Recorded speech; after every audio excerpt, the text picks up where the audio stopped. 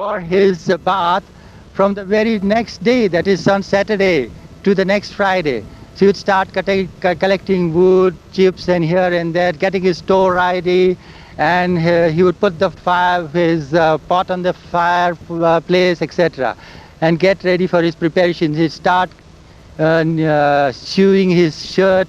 He had only one shirt, and he was sewing it stitch by stitch every day. I used to say, what is he doing? The narrator said, look, he has got only one shirt, and he has got to start it stitching. Well, then that was fun for me. Anyway, then Gustaji would start telling me stories about him and about Sai Baba, which I of course forget now. So that's that. Now, then again I was not meeting Baba for days together. I said, how come? Narrator said, no, look, don't try and disturb him. So every now and then I would pass by Baba's house, whether I would get a chance of meeting Baba. One day I remember, it was Guru Purnima day, and on that day, luckily in the evening, I saw Baba standing on the veranda, and then Baba just did like this to me and waited for some minutes, and he says, are you happy? He says, all right, yes. And then from a distance I said yes, and then I made like this, and then I was very, very happy, and all the time I remembered about Baba. The next I remembered was I had an urge to recite some prayer before Baba. This prayer was from some Zorastrian language, and I thought of reciting this prayer from the nearby garden, which was that was a palm garden. And every morning before sunrise I used to go there and recite this prayer, which Baba was incidentally hearing that prayer. But one day I was called to Baba, and Eresh told me that Baba wants someone to recite prayers to him. I said, well, there is our priest, Zoroastrian priest, who could recite it very nicely. No, Baba said, not that way. He wants someone. He said, why can't you do it? I said, all right, I don't know, I'm not very good at it. So, no, but Eresh said, you must try. Then actually, for one day, some 3 days, Baba called me for the reciting of this prayer. One stanza was given to me, and he made me recite it, which Baba said he liked it, but not the way he wanted it.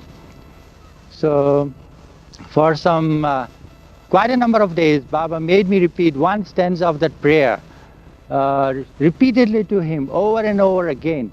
And then, incidentally, as this was in Zoroastrian language, which was sort of Greek and Latin to me, Aloba was called in, and Aloba was made to recite the correct pronunciations, and I had to catch that up.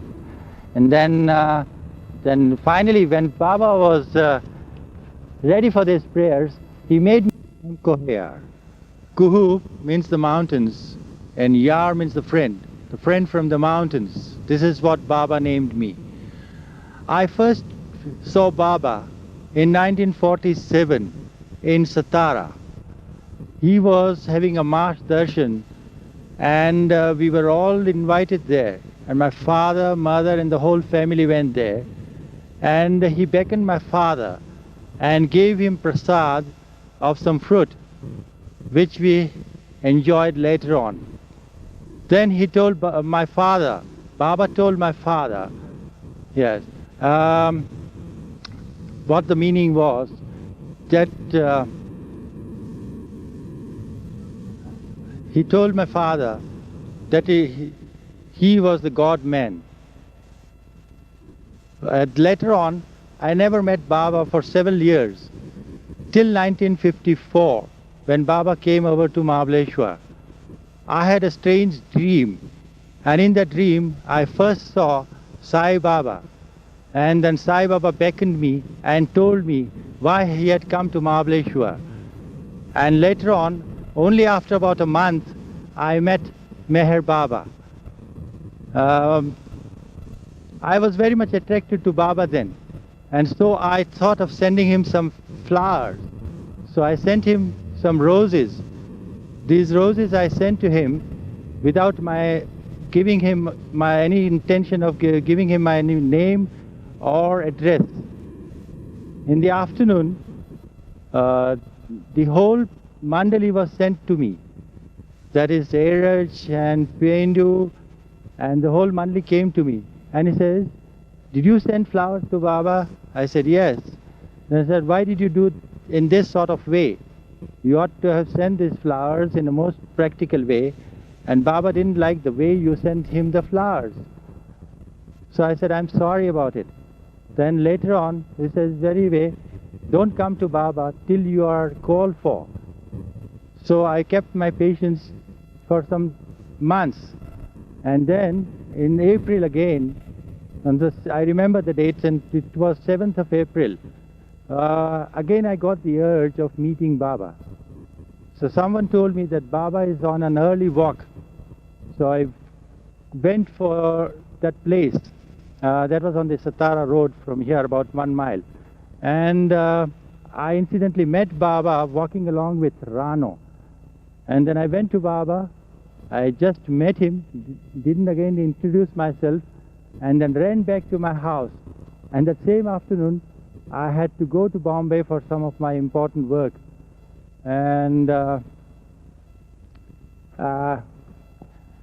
when I returned from Bombay, I was told by my parents that the Mandali had been asking repeatedly about myself, and they were worrying my parents as to where I had gone. And when I returned from Bombay, I was told by my parents that the Mandali had been asking repeatedly about myself, and they were worrying my parents as to where I had gone and when I would be returning. And so incidentally, that very day when I returned from Bombay, Erich and the Mandali came to my house, and they said, "Look, you were asked not to contact Baba. And why did you contact Baba that day?" So I said I just couldn't help doing so. And then they said, "Well, Baba was very happy to meet you, but anyway he has warned that you should not try and contact him again till you are called for." I said, "Yes, I'll keep the promise then." So then it was in the second week of May 1954 where Pendu and Erich walked in my father's shop again and said, "Look, well, Baba wants you to do some of his work." And I was very happy to hear that because I was so keen on it. So I said, "Very well, I'll do the work." Then Erich said, "Look, that's not that easy. It's some work which is very important, and don't be rash in saying so." So I said, "All right, tell me what it is." He said, then Meher said, "Look, if you are 10% sure that you will do the Baba work, 10% correct, only then we are going to tell you." I said, "All right, but you tell me." So then they came inside and told me what the work meant. So he said, "Look, Baba wants you to go around this town and gather 56 persons. And these 56 persons from the working class of people, they should not be beggars or just moving around about the street. They should be working people, working men. And mind you, you should never tell them that they are being taken to Baba and what Baba meant to do with them." I said, "How could that be possible?" Then Erich said, "Why did you say you will do the work? Don't ask questions. Now try and be sure and get the work done." I said, "All right, I'll do it, and I'm sure I'll do it nicely." So the work started the next day, and I started collecting these 56 persons. And Baba wanted a history of each and every person, who they were, what they were doing, and they must be family persons. That was one of the conditions. So I incidentally was able to get these 56 persons roundabout. And now the very difficult task was, on that appointed day, which was, I think, if I remember correct, it was the 3rd of June 1954. So I had to take them round, and I didn't have to tell them where they were to be taken. So that was a problem. So I made a detour of the place. So I took them somewhere else and took them to some other place instead of taking to Aga Khan's bungalow where Baba was. I didn't have to tell them where they were to be taken. So that was a problem. So I made a detour of the place. So I took them somewhere else and took them to some other place instead of taking to Aga Khan's bungalow where Baba was residing at that time. And luckily no one asked me any questions, what it was, where they were taken to or what for and all that sort of thing. So I took them to the Aga Khan's bungalow, and one by one they were asked to get ready, and I took them in the house where Baba was ready for the job. And Baba bowed to each of them and gave them a prasad and gave them some money, I think. And I had to read out to Baba who they were, introduce to them. Accordingly, one by one, the job was done. When one of the men was standing, Baba says, "This is not the right person you have brought." So I said, "How?" He says, "Look, this man appears to be, he is in fact a moneylender." I said, "No, Baba, he couldn't be, because I checked up." He said, "No, better check up and you'll find out what it is." Later on, I did find out that he was a moneylender. Anyway, Baba, then after the job was done, all the 56 persons were distributed the prasad and all. Baba said, "You did the job first time and you've done it thoroughly well, and I'm very happy about it. Now, tomorrow I'll be going back to Satara, and when I go to Satara, I want you to come and keep contact with me always." So luckily, the next day also, I went to Baba when Baba was leaving for Satara. And my whole family went, my wife, my children, and we all went, my old parents, we all went and met Baba. Baba embraced us all. And then Baba left for Satara. Later, in Satara, I had the luck of meeting Baba again, and I had the urge of meeting Baba. Then Baba sent a word through me that he was in seclusion, he should not be disturbed. And so I had to wait for some time, but then Baba gave me the permission that you better keep on meeting the Mandali every day. And time was given to me from 2 o'clock to 4 o'clock, that was the time. You go to the Mandali and keep contact with them. So then I had the luck of and joy of meeting Erich and Pendu, Aloba and Gustaji. And I had the pleasure of watching Gustaji's antics, his birthday especially. But Baba's birthday for Gustaji was Friday. And on Friday, he would start preparing for his bath from the very next day, that is on Saturday, to the next Friday. So he would start collecting wood, chips and here and there, getting his store ready for these prayers. He made me recite these prayers, and which I am now going to recite exactly as what Baba had taught me. Paname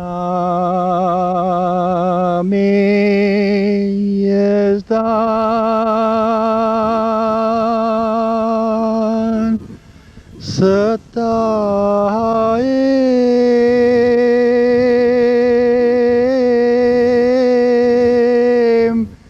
zabaim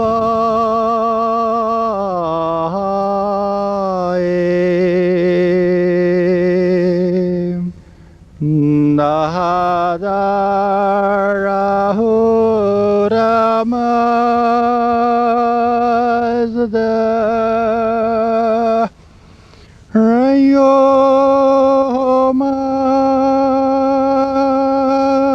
rayoman nakoremal harwish peagaha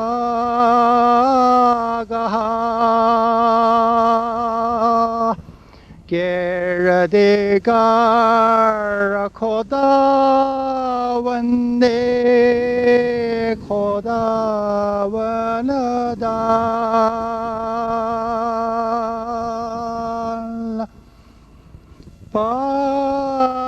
Shah Barhame Padshah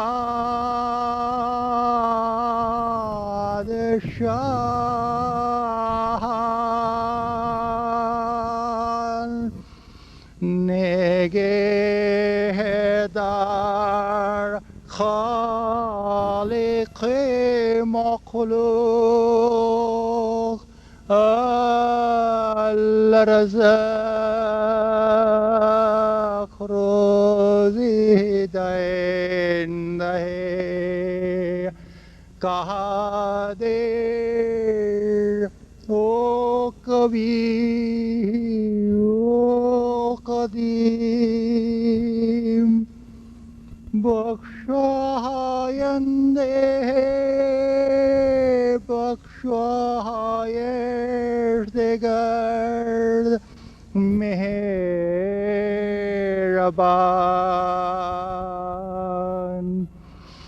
Tavana Vodana Vodadar O Pak Parvardigar. Now I shall read the translation of this prayer. In the name of God, I praise and utter Almighty God, full of glory, full of radiance, all-knowing, preserver. In the name of God, I praise and utter Almighty God, full of glory, full of radiance, all-knowing, preserver of all, God of gods, King of kings, protector of all, creator of all things created, bestower of bounties, and giver of food to all, Lord of nature, O Almighty, O Ancient One, Forgiver, bestower of grace, O Merciful, Omnipotent, O Omniscient, O Lord of all, O Nourisher of purity. Faname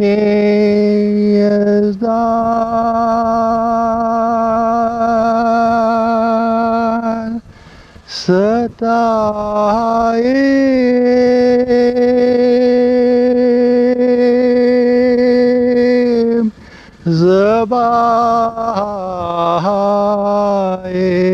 Zabayim Nadarahu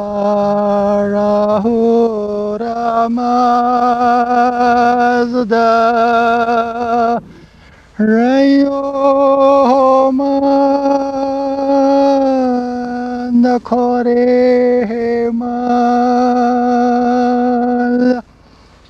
Harvish Peagaha Kirdigar Koda Vande Koda Vanadan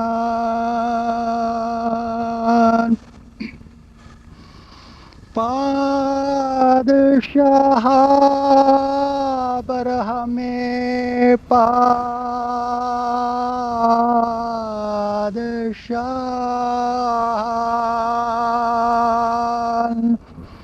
Negehedar Khalik Makhluq Al-Razaq Rozi Dain Dahe Kahadir O Kabir O Qadim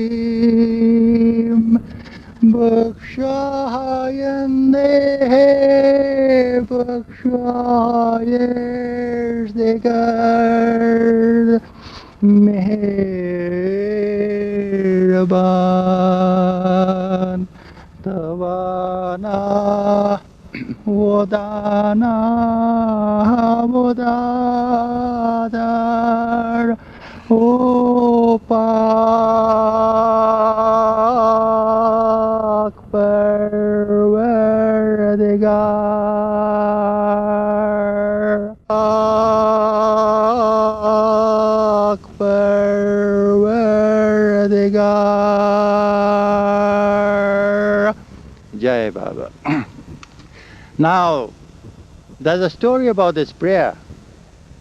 Well, Baba made me repeat this prayer over and over again for almost 40-50 days.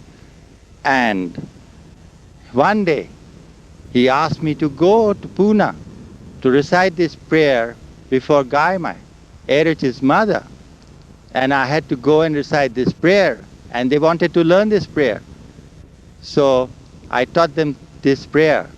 Then later on, I had to go to the lady Mandali, of course, keeping outside, and I had to sing this prayer to them also. They appreciated this prayer. Then all of the Mandali, Donkin and all, they had to hear this prayer over and over again. Then one day, Baba said, you have to come with me to Bombay, because Baba was going there for darshan there, to the Ashiana. And Baba took me to Bombay to recite the prayer. At that time, I didn't have enough money even to go to Bombay. So then Baba made me do some typing job and paid me money to go to Bombay.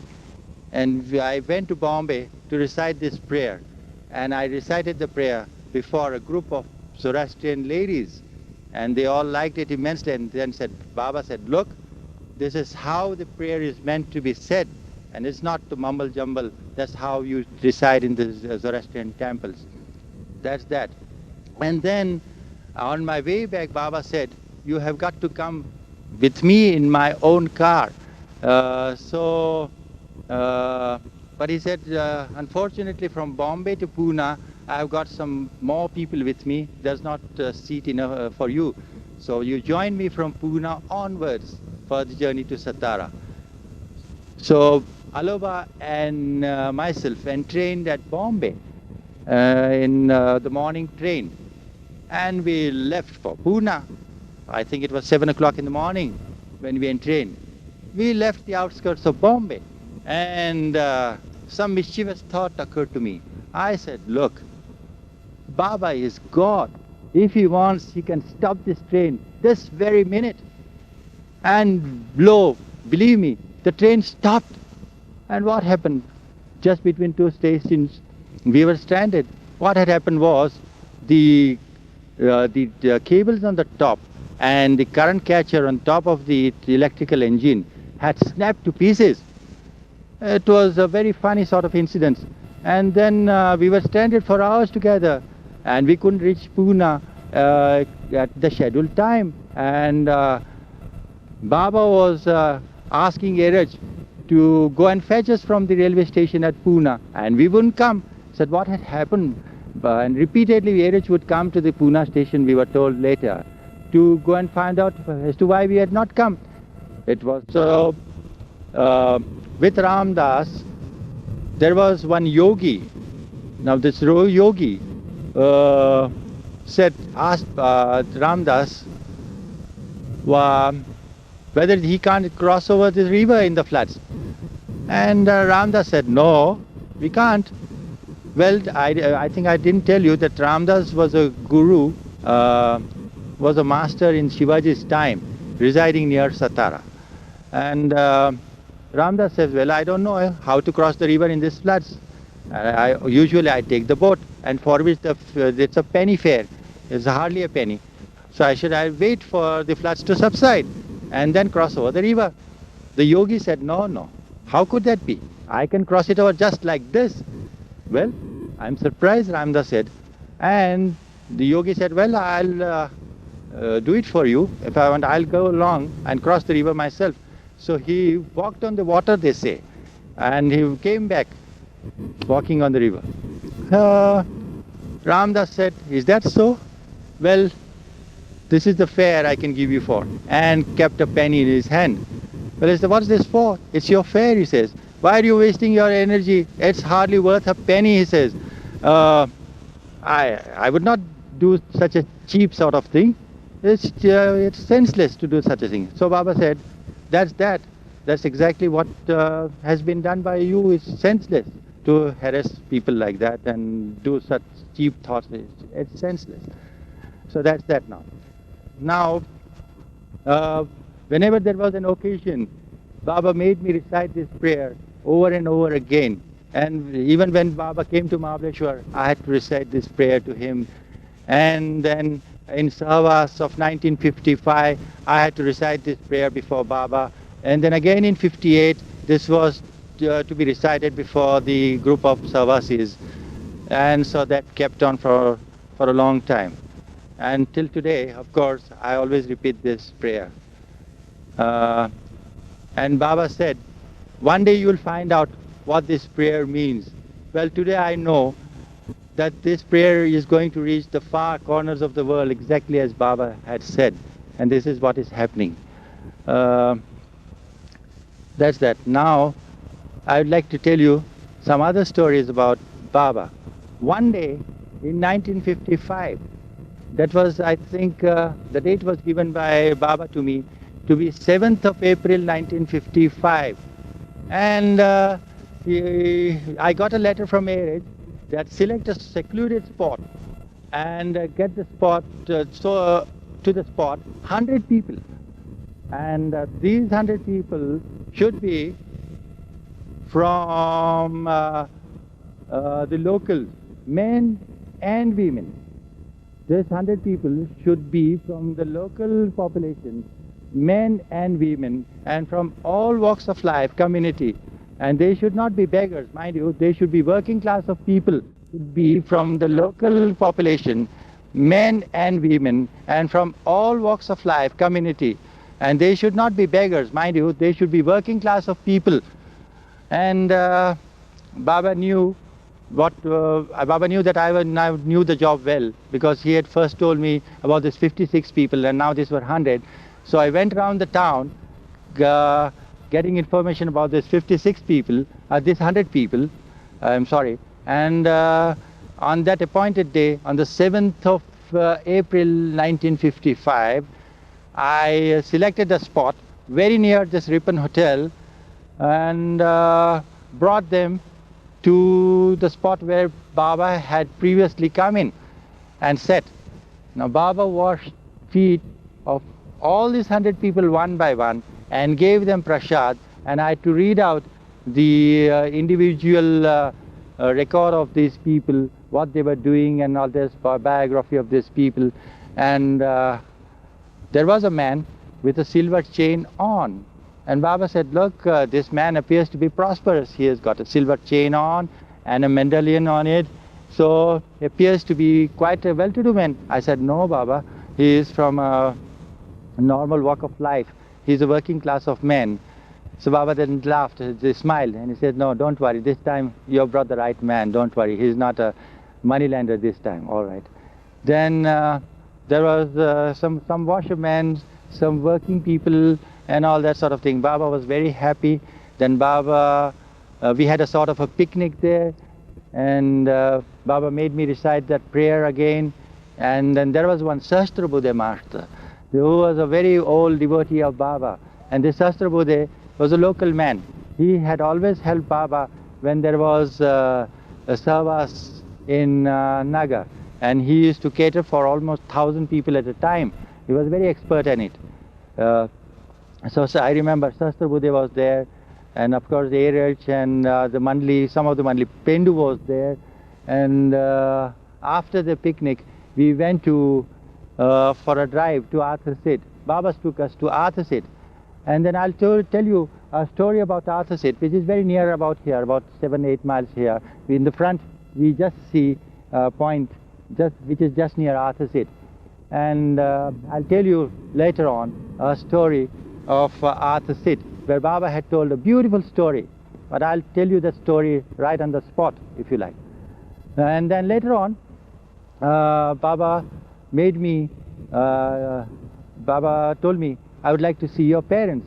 And so we drove to the town. And we drove to the town, and I had to call my parents out because Baba said I would not come to the house, but you better get them on the street. So I got my parents there to meet Baba. Baba embraced them and told them how happy he was to meet them, and of course my parents were most elated. And there was one funny instance happening on that very time, where we had got my parents there to meet Baba. Baba embraced them and told them how happy he was to meet them, and of course my parents were most elated. And there was one funny instance happening on that very time, where we had parked the car. There were some few Brahmins reciting something. There was some home, that is some local prayer going on there. And seeing Baba, they all ran out, and they were so interested in Baba, they forgot about the prayer completely, and they folded their hands before Baba, and Baba gave them, I don't think Baba gave them some prasad. Baba talked to them something like that, some gesticulate to them, and Erich had to read out some sort of a message to them. And that's that. Now Baba drove over the entire vicinity of the town, and then Baba drove off for Satara, and I felt very sad to leave Baba that day. That was 55 April. Then again one day I get a letter from Erich. This was in the end of May 1955, that Baba along with some of the women Mandali is coming over to Mahabaleshwar on the 1st of June 1955, and he would like me to contact him.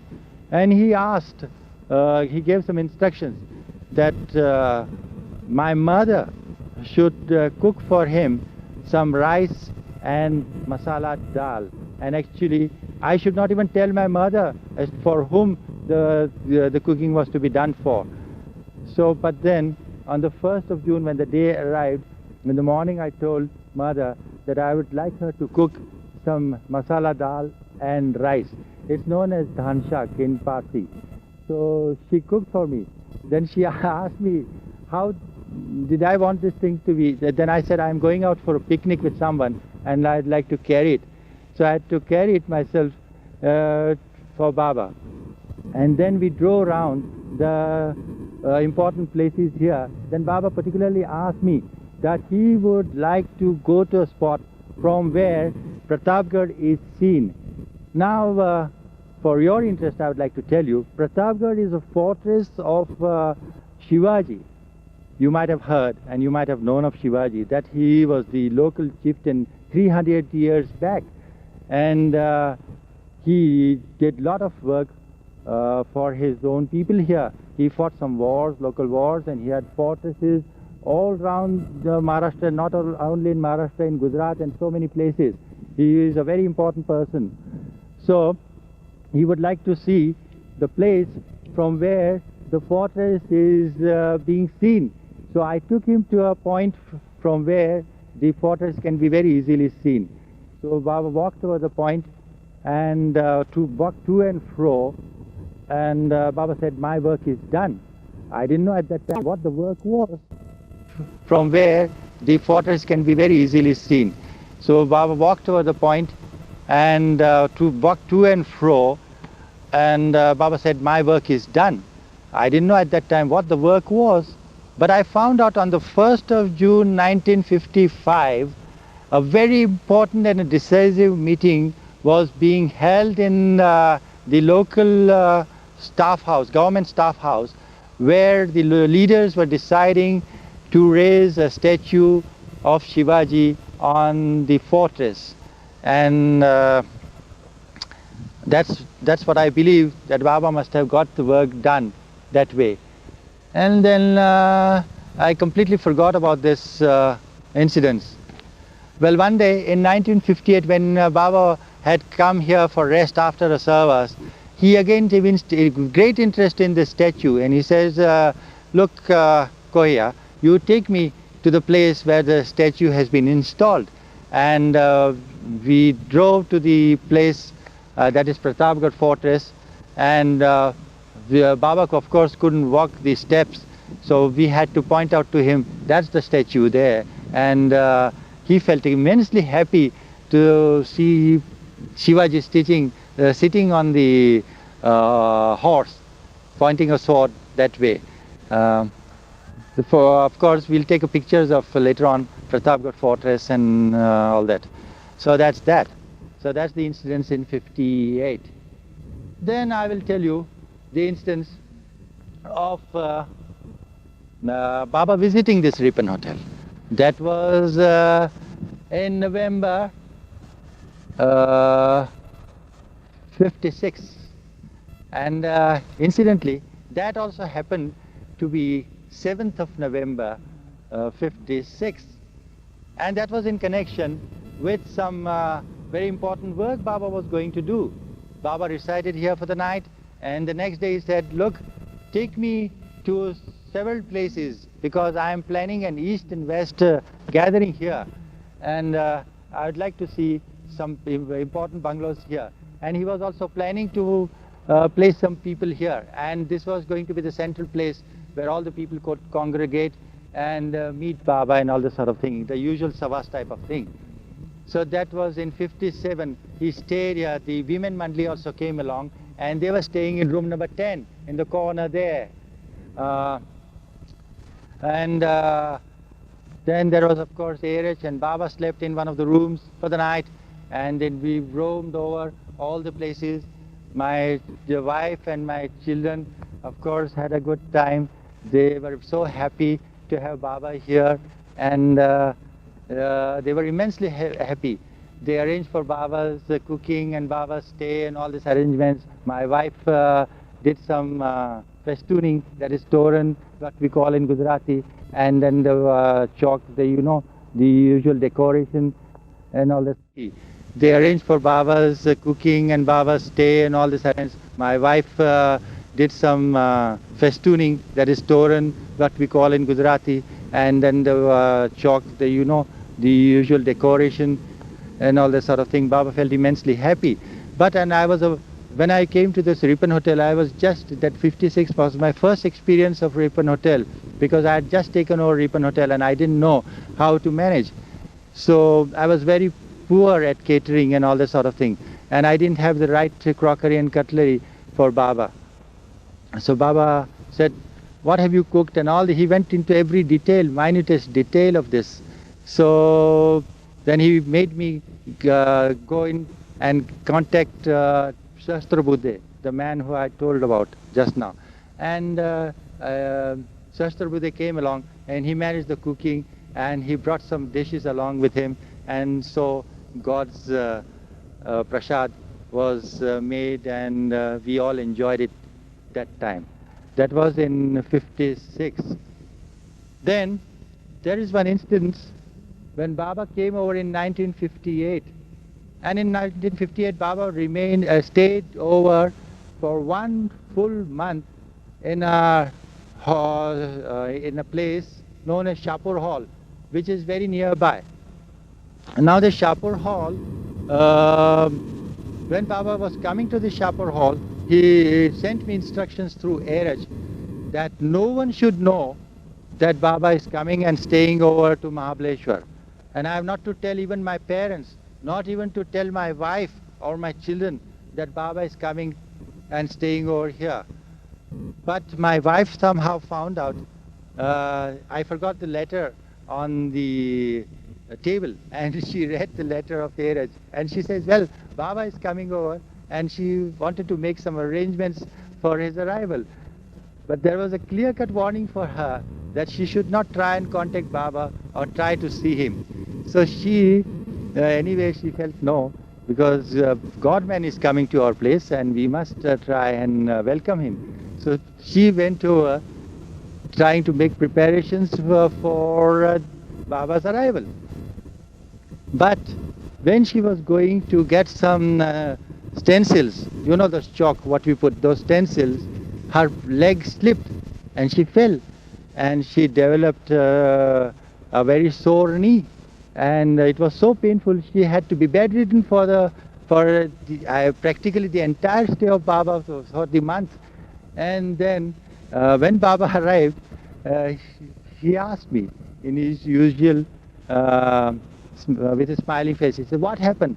I said, "Look, Baba, my wife, Rati, she is named Rati, she had a fall. Then I had to tell him, Baba, about all the things that had happened." She said, "I had warned you not to tell her about my arrival and etc. But then I told her what had happened actually. Anyway, I had to tell him, Baba, about all the things that had happened." She said, "I had warned you not to tell her about my arrival and etc. But then I told her what had happened actually." Anyway, Baba said, "Keep her in bed." And then Baba used to send the Mandali every day to meet my wife Rati. And they used to tell Rati more and more of Baba's stories. And in fact, she was getting more of Baba than myself, because she came to know all about Baba and all the Baba stories from the beginning right till 1958. And one day, even not satisfied with that, Rati said that she would very much like to meet Baba in spite of all her pain and all that. She would like to meet Baba in person. And I went and told Baba. Well, Baba was so kind. She said, "She can't come over to my place. Then I will go and personally meet Rati. But I won't come to the room. I will just stand right in front of your room, and she can look at me as long as she wants." And Baba was so kind. He came all over here right in front of her room, and Rati had the advantage of seeing Baba for quite some time. And of course, now naturally, with Baba being here, I had to go to Baba every day for 2 hours in the afternoon to be with Baba and watch Baba. So one day, the women Mandali had made for Baba some carrot juice. Now this carrot juice was made with great pains and great love by the women Mandali. And then Baba just sipped just a sip, and he said, "I don't like the taste of this," made a wry face. And he passed it over to all of us, and we had to sip one by one. We enjoyed the carrot juice. It was delicious. Then one day, after he was having his meals, he kept part of the meal that was just dal and rice and a bit of a mango pickle, and which he passed it on to me, which I also enjoyed very much, and I ate it off. So much so that even sort of didn't keep even a morsel of it in the plate. That's what I remember about. And then I have not told you about the Savas in 1954 and the great congregation in 1954, the end of September. Luckily, I was there.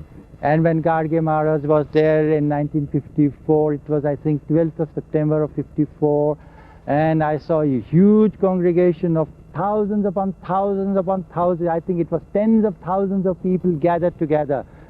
And it was a sight to see. Such a sight I think one would never see again. And Baba was looking lovely and distributing prasad to each and every one. He was paying individual gathered together.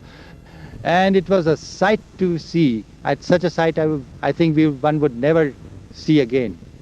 And Baba was looking lovely and distributing prasad to each and every one. He was paying individual attention to each and every one, and caressing some, handing over the prasad, embracing some people.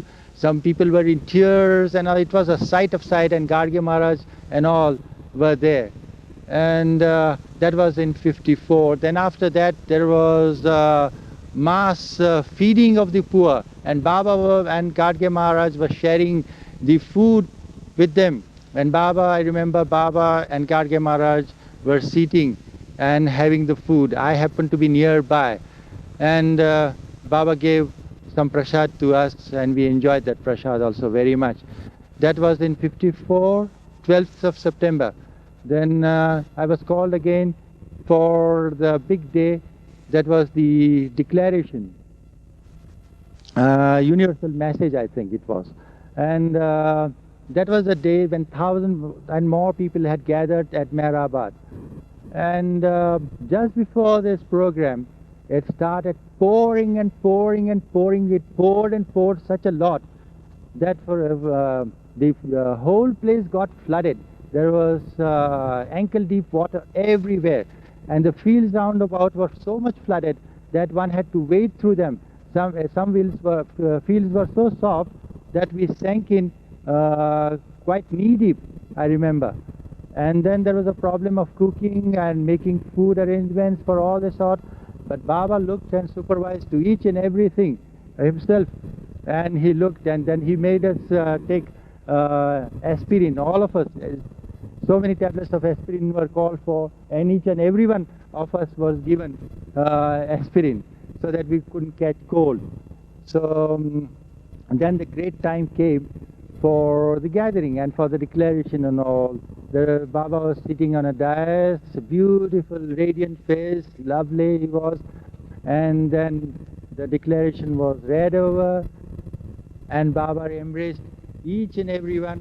And I remember the touching embrace of Baba. It was so touching, it was so touching. It's very difficult to describe that touch of Baba. I felt very deeply affected at that time. So that was in 54. Then I remember the day when Baba dropped his letter board, that alphabetical board. It was, I think, 7th of October 1954. And that instance also I remember. There was one instance in Satara when Baba was telling us that he has finished some of his important work. He was in seclusion for some time. Was telling us that he has finished some of his important work. He was in seclusion for some time, and he had finished his important work. He was bringing out the book, The Die is Cast.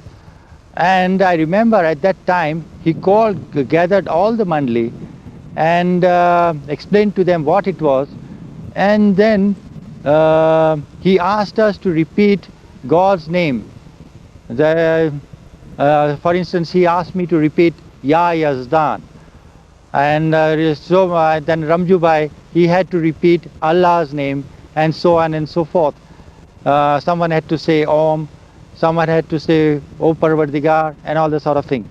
So after that repetition of the names, I remember that Baba looked up from his chair, and then at that very precise moment I could hear some very funny noise on the roof, krrr, like that. So as if there was a sudden rainfall, and Baba looked up and gesticulated. He says, that's that. And I have done some very important work today, and that was the book, that small pamphlet, the Die is Cast. Now, again in 55,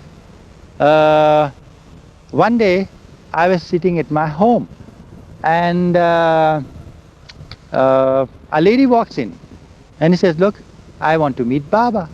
She was a Parsi lady from Karachi. Well, I said, look, Baba is in seclusion, and I'm sure he won't meet you. But she insisted, take me there. I don't know the way. And I had to take her there. She introduced herself, and she was well known to the Mandali, it seems. And she was Rhoda Dubash from Karachi.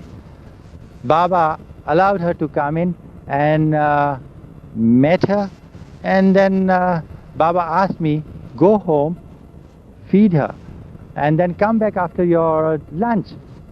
So we went over to my father-in-law's house. We had our hasty meal of, I don't remember, dal and rice or something, and then came back to Baba. Baba asked me the question, well, what did you have for lunch, and what did you give her for lunch? Well, I just couldn't recollect that time what it was. And but what had happened was, at that time when we were having a lunch, a tiny fly had come, and I had swished off the fly. And so Baba said, look, you need not tell me what you had for lunch, because I can even become a fly and see what you have eaten. So don't worry. Then Baba asked me a very odd question. This is Baba. Baba said, do you love me? I said, yes, of course, I love you. And the more I see of you, very odd question. This is Baba. Baba said, do you love me? I said, yes, of course, I love you. And the more I see of you, I want to see the more and more. And I'm very thirsty of you, Baba. I love you, of course. Why not? Well then, will you do anything I tell you? Well, of course, Baba. I shall definitely do what you say. Then Baba said, well then, be sure that you will do whatever I tell you. I said, of course, why not? And he said, well, go home and cut your son to pieces. I said, how could that be? Baba, I can't do that sort of a thing. That's something impossible. Well then, what's your love useful? You don't obey me. I said, no, Baba, I won't be able to do that sort of a thing.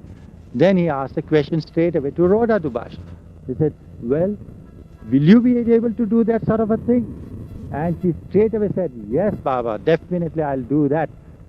So Baba said, look, this is what I want. I'm so happy with this sort of a love. This is love. So she is so rich in my love for me.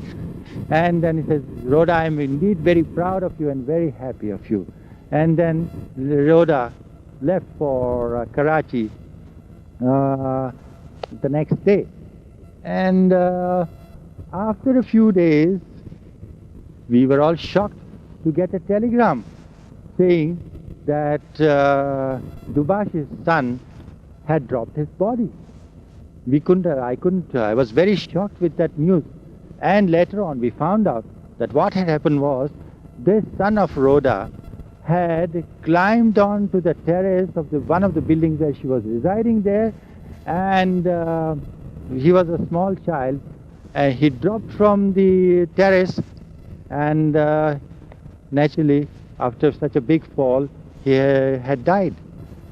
And now look at Rhoda. At that time Baba had given us all instructions to keep on repeating his name. And at that time, when the boy fell down from the terrace, it is said that Rhoda was reciting the name of Baba. It was her turn to recite the prayer of Baba. And she was told the sad news. She was not at all disturbed with the news. And she kept on repeating Baba's name. And later on also, at the time of the ceremony, the burial and all the sort of thing, Rhoda was kept on repeating the name of Baba, not being disturbed at all by this incident. So that's that. I was really amazed with all this. So one day, there is another instance in Satara. This was, I remember, it must be in 56. That's that. I was really amazed with all this. So one day, there is another instance in Satara. This was, I remember, it must be in 56 July or so. Baba was planning to go to the west. And he was busy planning his itinerary with Heritage, and I remember at that day Meherji was also there, and they were busy planning the itinerary for his western tour, the world tour I think. And I was outside. And I have a very loud voice. And I was joking and frolicking with the other Mandali members and making fun. So Baba got disturbed with that all this. So quietly and slyly he came from the back and whacked his slipper at me. Of course it didn't hit me, it flew past. I said, what are you doing? Says, I am busy planning my things here and you are disturbing me. Said, don't you ever do it again. So I was very shy about it and I felt very odd. So that was that. There was another instance in Satara. Uh, that was the instance of Ramdas. Baba was in seclusion and he said, don't disturb me at all. And we were all called Baba's Mandali and I was also called in. Baba make us wash our feet and Baba bowed down to the Mandali and then he said, look, for some 40 days I will be in strict seclusion. Nobody is to come and disturb me and nobody is to come and see me here. That was Jal Villa, I remember. And Baba took us round in the Jal Villa and he showed us the particular room where Baba was to sit in the seclusion. I think only Erich was allowed to go in at that time. But one day, boy from United Provinces, from Hamirpur, comes in to my house in Satara, to my father-in-law's house in Satara, and tells me to take him to Baba. Well, he was just looking like a fakir. He was naked. He had just a loincloth around him. And I said, look, you seem to be knowing Baba, but I can't take you to Baba because there are strict orders not to take anyone to Baba. I said, oh, but anyway, I'll try. So I took him to the Mandali's quarters. And he met Erich and introduced himself, saying that he was a man from Hamirpur and he very much liked to meet Baba. But Erich said, look, as far as I know, Baba has given us instructions not to bring anyone to him. And anyway, since you have come from such a great distance, I'll try and tell Baba that you have come. Erich went to the distant bungalow where Baba was and come from such a great distance, I'll try and tell Baba that you have come. Erich went to the distant bungalow where Baba was and Baba told Erich not to bring the man to him. And this Ramdas started crying and he says, no, I must beat Baba. Let me have at least a glimpse of Baba. I would just like to have a glimpse of Baba for 1 minute. And so Erich had to go all the way again to convey the message. And so Baba said, well, if that man loves me so much and he has come all the way, well, bring him in. But on one condition, that he can just watch me from outside the window. He is not to come in, and bring Kohiyar also along with him. So I had the privilege also to accompany him. And we went to this Jal Villa. We saw Baba, of course, radiant and beautiful as ever. And I was very happy to see Baba even in his seclusion. And I saw Baba as Baba naturally. And this man started jumping about and saying, oh, I've seen God in person. I'm seeing Ram. I'm seeing Krishna and Mahadev and all these sort of things. And I was wondering what this could be. And he started crying and tears in his eyes. And he says, oh, I'm so happy that I had a glimpse of Baba at last. And this is God, he's God man, I know. He's Krishna. And then Baba said, now go. Your time is over. So we sadly left and turned around and we left. Again, Erich snapped his fingers and said, look, Baba wants you to come over and have a second glimpse at Baba. So we had a second glimpse of Baba. Again this man jumped and danced with joy and said, oh, this is not Baba, this is God. This is, you don't know, this is Krishna. I see him as Krishna. I see him with his flute and all this. It was a beautiful sight to see. And of course, that was Ramdas. And then later on, Ramdas told us a story about a boy at his native place. This Ramdas was doing some Baba work at a house. And when he was doing some Baba work, a boy who was sick in that house suddenly dropped his body, he said. And the people there were much perturbed and disturbed. And the parents especially said, stop this Baba work, and we don't any more of this. And Ramdas was also naturally disturbed. He says, how come when I'm doing this Baba work, how come? How come? So